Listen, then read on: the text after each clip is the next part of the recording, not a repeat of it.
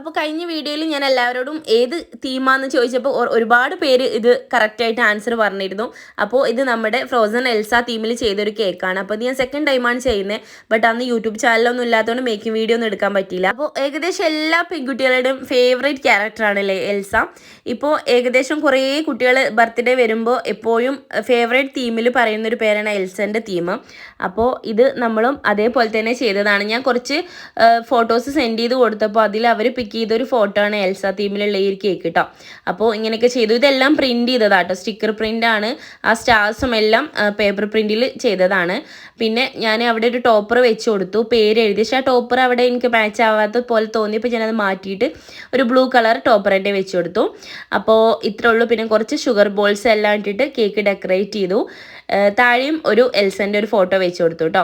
അപ്പോൾ ഇതാണ് കേക്കിൻ്റെ ഫൈനൽ ലുക്ക്. എല്ലാവർക്കും ഇഷ്ടപ്പെട്ട ലൈക്ക് ചെയ്ത് സപ്പോർട്ട് ചെയ്യാം. Okay, by.